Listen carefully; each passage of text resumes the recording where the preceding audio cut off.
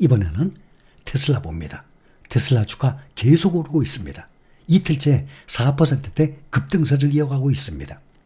테슬라는 4.9% 급등한 230.17달러로 마감했습니다.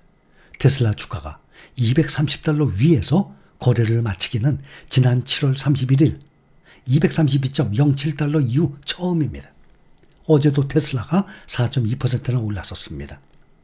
테슬라는 소셜미디어 X를 통해서 내년 1분기에 유럽과 중국에서 FSD 완전 자율주행 소프트웨어를 출시하겠다면서 현재 규제 당국의 승인을 기다리고 있다고 밝혔습니다. 이번 로드맵에는 완전 자율주행 FSD 작동 중에 운전자 개입이 필요하기까지 차량이 자율적으로 주행하는 거리를 종전보다 6배나 늘렸어요. 이런 새로운 버전을 오는 10월 출시한다는 계획까지 포함됐습니다. 완전 자율주행 FSD는 유럽과 중국서 이미 출시한 테슬라의 오토파일럿의 업그레이드 버전입니다. 카메라와 인공지능을 사용해서 자동차가 자동으로 주차하고 차선을 변경을 하고 정지 신호에서 속도를 줄일 수 있습니다. 다만 운전자는 여전히 운전석에 앉아서 전방을 주시하고 필요할 때는 운전을 맡아야 합니다. 테슬라는 중국에서 FSD의 제한된 버전인 Enhanced Autopilot이라는 프리미엄 옵션을 제공을 하고 있습니다.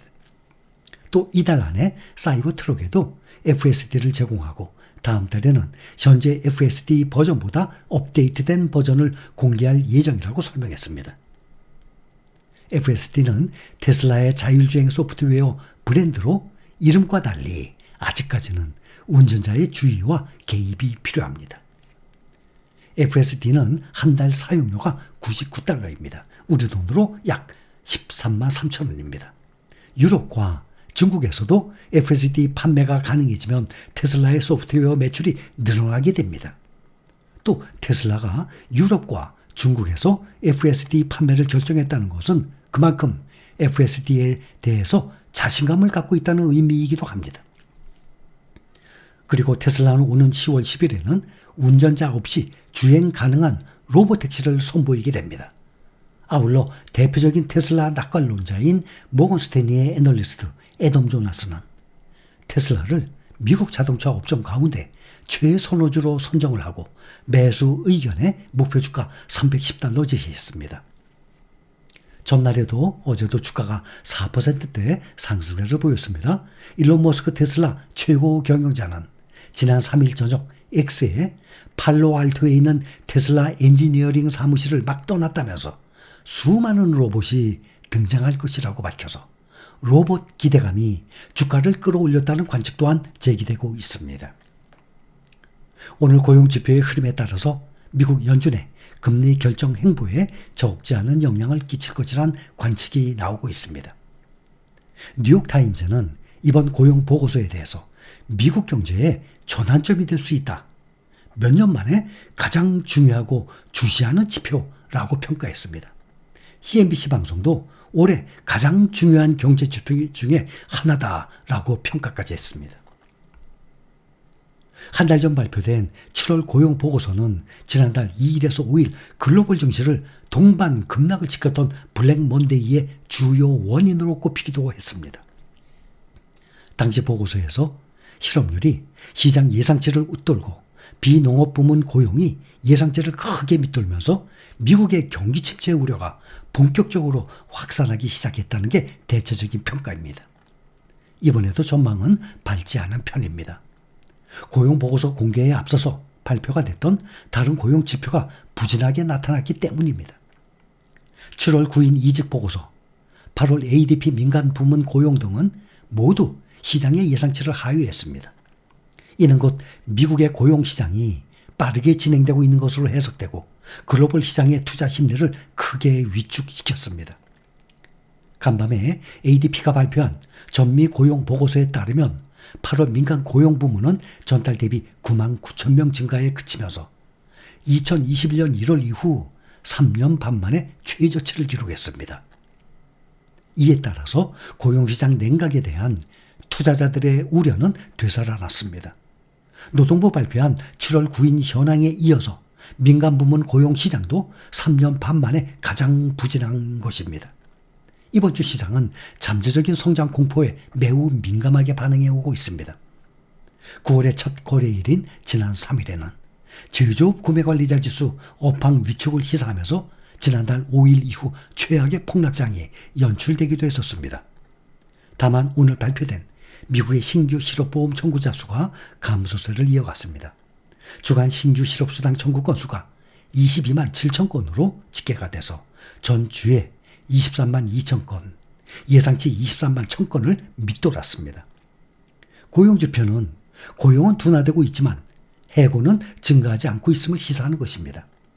이제 모든 시선은 우리 시각으로 오늘 밤 9시 30분에 공개되는 미국 노동부의 8월 고용보고서에 쏠려 있습니다. 8월 고용보고서는 미국 연준이 이달 중순 금리 결정에 영향을 가장 크게 미칠 중대 변수로 꼽힙니다. 월가에서는 8월 비농업 고용이 16만 1,000명 증가하고 실업률은 4.2%로 전달보다 소폭 하락했을 것으로 예상하고 있습니다. 전문가들은 비농업 신규 고용이 10만 건을 하회하거나 실업률이 4.4% 위로 오를 경우 연준이 이달 중에 금리를 0.5% 인하하는 B컷에 나설 것으로 예상하고 있습니다. 공포지수 VIX 변동성 지수는 6.6%나 내렸습니다. 20 밑으로 떨어졌습니다. 19.9를 기록했습니다. 국제유가는 오름세를 나타냈습니다. 10월 인도분 WTI 서부 텍사스산 원유 가격이 2.01% 상승, 다시 배럴당 70달러 이상으로 70.59달러. 글로벌 벤치마크 11월물 브렌트유 가격은 전장 대비 1.77% 오른 배럴당 73.99달러에 각각 거래되고 있습니다. 11월 미국 대선이 2달 앞으로 다가왔습니다. 그런데 집권당에 따라서 오르내리는 주식이 달라진다는 분석이 나왔습니다. 다우존스 산업평균지수는 미국 민주당 소속 대통령이 집권 시에 더 오르는 경향을 보였어요. 공화당보다 민주당이. 공화당 집권 시에는 기업 규제가 완화되면서 방어주, 경기 상황에 큰 영향을 받지 않는 주식, 방어주가 올랐습니다. 월스트리트 저널에 따르면 1901년, 그러면 지금 2024년 아닙니까? 무려 123년간, 1901년부터 올해 1월까지 무려 123년간의 미국 증시 자료를 조사한 결과예요. 다우지수를 보면 민주당 출신 대통령 취임 후 연간 8.2% 상승, 공화당 정권에서는 3.2% 상승, 차이가 많이 나죠. 공화당보다 민주당 출신 대통령이 취임하고 난 다음에 공화당보다 2배 이상, 민주당 출신 대통령 취임 8.2%, 공화당 정권에서는 3.2% 오른 것으로 나타났어요. 1901년부터 123년간 자료에 의하면. 인플레이션을 고려할 경우 보면 민주당 정권에서 다우지수가 연간 3.7% 오르고 공화당 정권에서는 연간 1.4% 상승했어요. 그러나 실제로 항상 통계가 언제나 일치하는 건 아닙니다.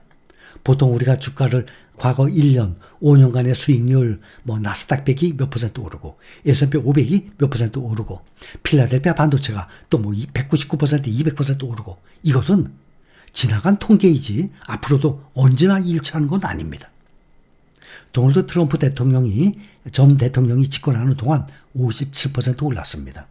그런데 조 바이든 대통령, 민주당 대통령 집권 시기 현재는 30% 상승한 것으로 나와서 오히려 공화당의 도널드 트럼프 전 대통령이 집권했던 기간이 현재 조 바이든 대통령 때보다 거의 2배 가까이 더 높이 상승해 왔습니다.